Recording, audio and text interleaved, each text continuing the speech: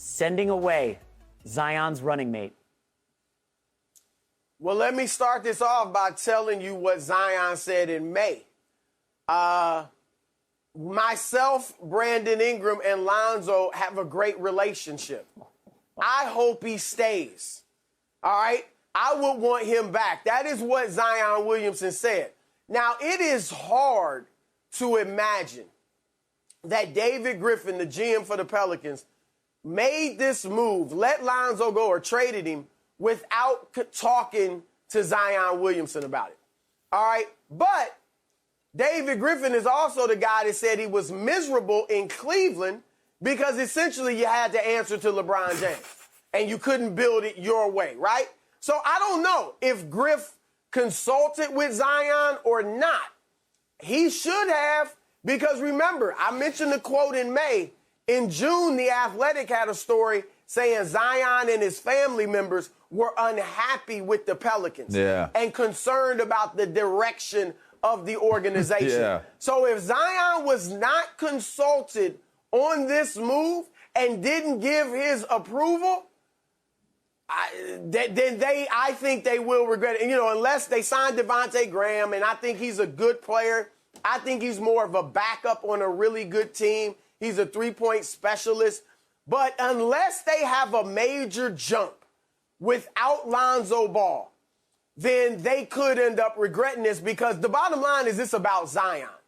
So if Zion doesn't like this move, then they're going to regret it. Now, what is Lonzo as a player?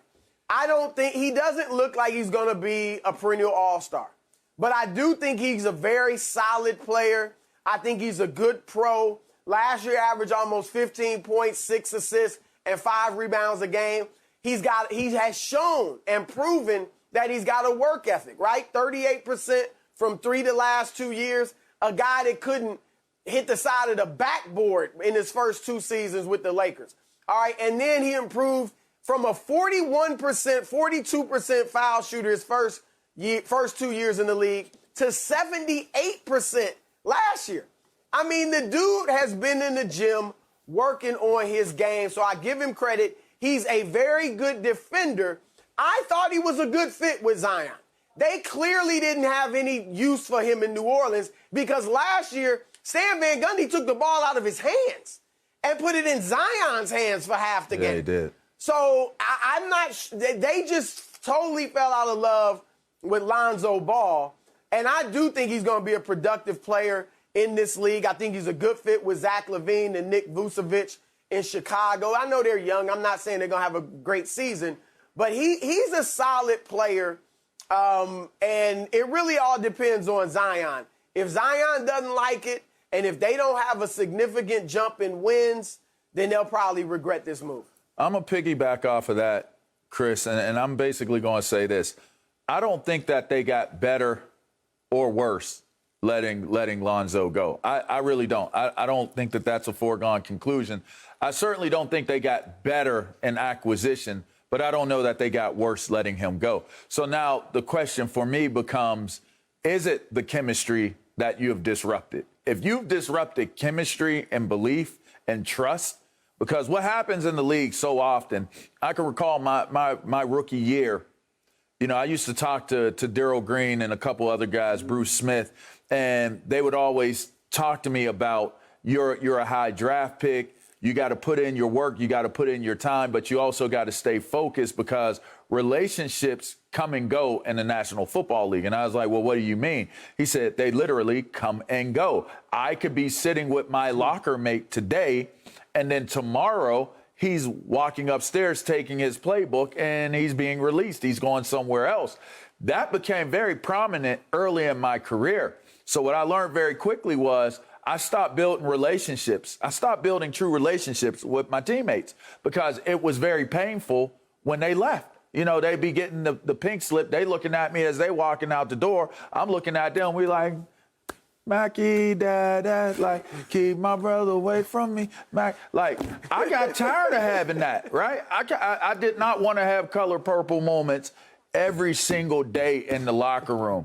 And so when you think about what does that mean chemistry-wise, well, maybe it doesn't seem like much, but now as an older man that is a coach that believes in looking at examining the chemistry between players and coaches, if you start eroding the trust and the chemistry and the beliefs, like we were talking about early on with Tom Brady in Tampa, you take away something that has to be evident and present to have success.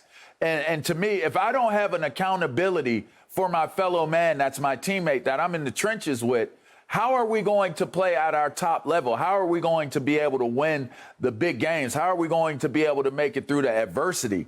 So if you're putting Lonzo in, well, Lonzo's a non-factor now in this equation, but if you're putting Zion and other guys on this Pelicans team in a situation where the accountability level can't be built, if the cords and the strings of the relationship cannot grow and grow stronger, because I think Lonzo in with the Pelicans could have possibly evolved and developed into an all-star caliber player. Maybe it was just going to take a little longer, but now you're not going to know it. And then what type of impact does that have on the Pelicans team in terms of if you're going to get rid of guys like Lonzo, who could possibly be a core guy for our team, who else is next? Yeah. What else is next? And if we're not improving our team with the move definitively, then why did we even do it in the first place? And that becomes a major question and a possibility of development for Zion. Yeah. Oh, boy. This is such a fun topic. I could unload on everyone in that wretched organization. Hey. I don't know what the Pelicans are doing. First of all, you guys need to know this. Their owner has never paid the luxury tax. They basically just got cheap. They said, oh, Lonzo wants $21 million. Well, we're not touching that. Well, you downgraded to DeVonte Graham. And Chris was nice and said he's a solid player, a bit of a chucker, 37% from deep, but not efficient at all, is not an assist guy, is not very good defensively. There's a reason he was expendable in Charlotte, because LaMelo Ball was significantly better than him. That being said, David Griffin is one of the big problems there. He has screwed up Zion, and ultimately, David Griffin is going to end up driving Zion to the New York Knicks, where he'll be playing for my Knicks in probably 2 or 3 years. Because David Griffin, every night he goes to bed cuddling with all the lottery picks he got from the Lakers. Oh, I love you, lottery picks. We've got so many future draft picks. When in reality, you look at the product on the floor, and as Zion's family said, that Chris articulated well, they're not happy with it, okay? This is not even a playoff team. Imagine Zion, LeVar, looking at Ja Morant get to the playoffs already. Yeah, and looking good. Trey Young getting to the playoffs that quickly. And looking good. Luka Doncic, like, Zion's like... And looking good. What do we have here? What am I doing? And listen, I know David Griffin is protected in the media because, Chris, you've covered the league for 25 years. You know this. These guys who go to TV from being the GM, they cuddle up with all the reporters, and no reporters are critical of them. Well, I'm going to be critical of him. I'm not texting David Griffin. I don't care. All he's done is made bad decisions. Getting Zion Stan Van Gundy. Bro, they fired the guy in 9 months. That was a complete disaster. David Griffin, let's bring in Steven Adams. Let's bring in Adams and put him next to Zion. Oh, that was a train wreck, and we gave him a lot of money. This is a dumpster fire of a franchise, and I feel terrible for Zion Williamson because we're wasting some of the best years of one of the quality young players. Chris, the guy shot 61% from the field. He's doing Shaq-like numbers in the paint, and that's not an exaggeration. Nobody has scored in the paint this young in their career since Shaq. That's what Zion's doing, 27 a night, and it's being wasted. I'm just frustrated for Zion, but the good news is my Knicks, because I was born in New York, they're going to be getting Zion in a couple years, and it'll be great. Well, look, slow down on that, J-Mac. Look, it's possible. They got Worldwide West there. Leon Rose has done a good job. Scott Perry's still in that front office. It's possible. But they also were going to get LeBron, right? They also were going to get KD, right? So let's slow down a little bit. Maybe it'll happen. It'd be nice. But maybe things will work out in New Orleans. I will say this. I thought Lonzo was a good fit there. All right, because you've got a guy in Zion who can run the floor, who's an interior player, and Lonzo as a pass-first point guard, I would have thought that would have been perfect. All right? And then you've got Brandon Ingram, a guy who likes to have the ball in his hands, and Lonzo's a guy that is a ball mover. Okay? Lonzo doesn't have to have the ball in his hands all the time. I would have thought that would have been a nice fit with Ingram. And then when Lonzo adds the shot, he adds a three-point shot, so he actually can be a spot-up shooter. I would have thought that he would have been a good fit. And J-Mac, you might be right in that it might boil down to money. Because obviously B.I. is paid. And then they want to pay, Zion's going to get paid, assuming he wants to stay.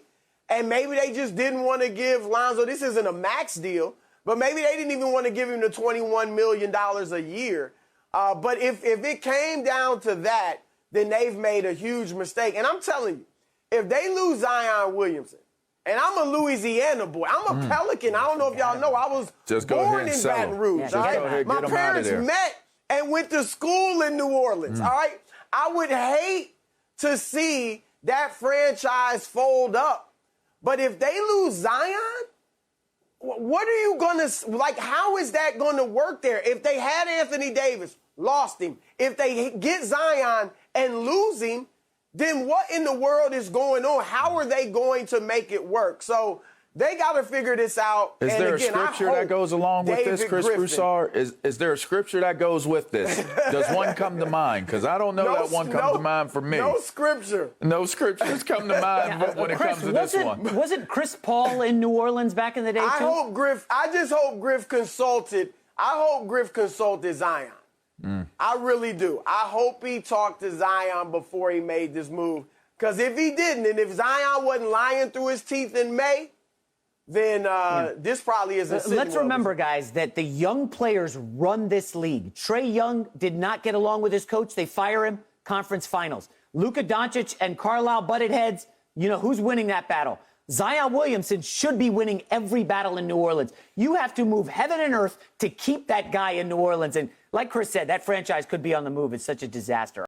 Thank you for watching. You can subscribe here to get the latest from the show, and be sure to check out more of the best clips from Undisputed, or go watch a few other segments from our other shows on FS1.